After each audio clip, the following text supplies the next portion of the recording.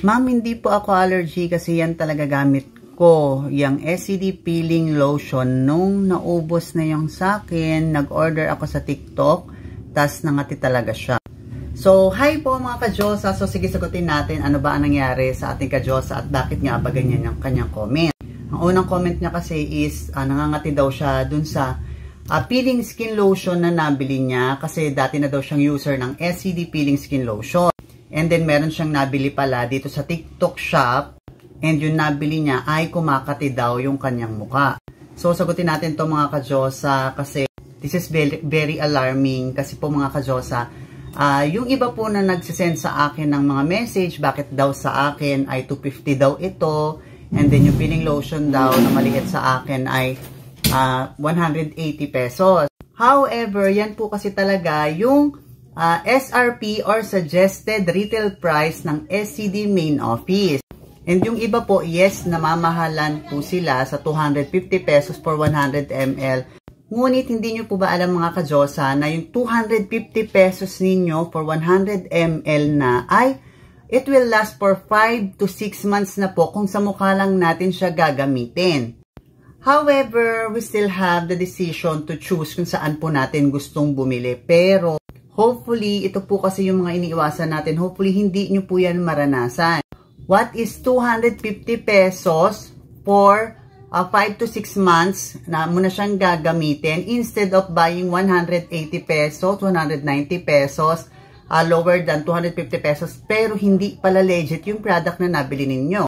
So, ano po yung mga consequences? Syempre, pwedeng iba nga yung epekto, legit ba yan or fake? Kasi nationwide po, 250 pesos po talaga ang SRP ng 100 ml na peeling skin lotion SCD at 180 pesos po yung ating 50 ml. Ito awareness po ito para sa inyong lahat kasi balat po natin yung ating pinagkakagastusan. So, imbis po na gumanda yung skin natin sa pagtitipid natin, although naiintindihan naman natin yan, syempre, ako saan tayo mas makakatipid, doon tayo. Pero again, yung binigay po kasi ni SCD Main Office na 250 pesos, it is good for its quality. Meaning to say, yun po talaga yung halaga kasi nung pagkakagawa sa kanya and then the ingredients niya. So, magtataka rin tayo kung bakit merong lower SRP than 250 pesos and saan ba nila nakukuha yung product na yun. Kasi actually yung kuha namin dun ay medyo malapit din sa SRP price. Ngayon, kung naibibenta nila yan ng mas mababa, kaming mga legit seller ni SCD ay, alam mo yun, nagwa-wonder din kung paano nila nabibenta ng ganong kababa yon? Eh kami matataas na yung position namin. So meaning to say, mas mababa sa SRP yung nakukuha namin. Pero hindi pa rin pwedeng mas mababa dun sa nakikita kong price dito sa TikTok. Kaya very alarming na maraming nagkakalat ngayon na peeling skin lotion in the market.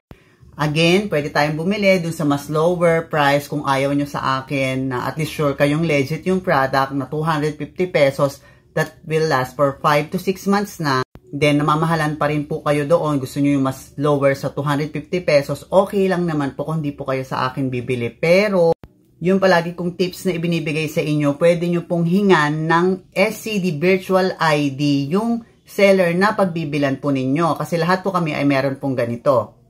Yan, lahat po kami ay meron pong ganyang SCD Virtual ID. Nandyan po lahat ng details ng seller.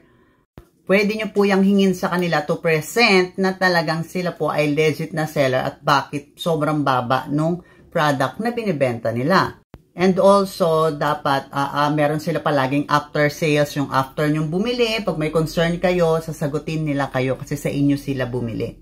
Ganyan po kami ka-responsive or ka-responsible as a SCD sellers.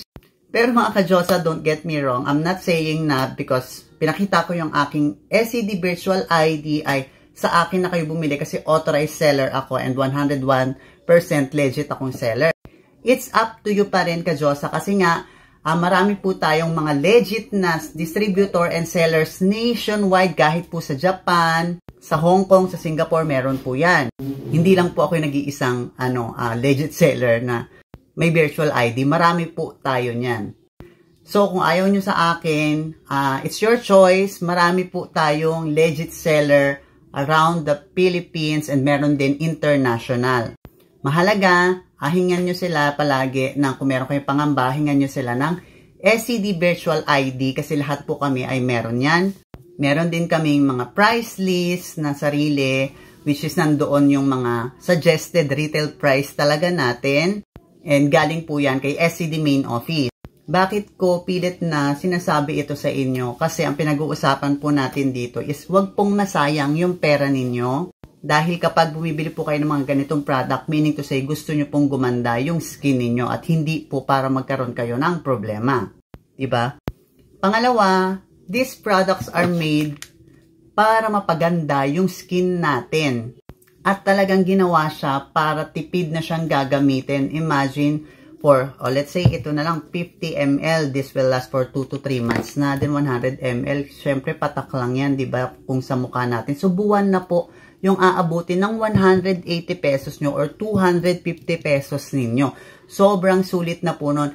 Hindi katulad ng mga normal na ganyang rejuvenating set that will last for 2 weeks. Aminin nyo yan.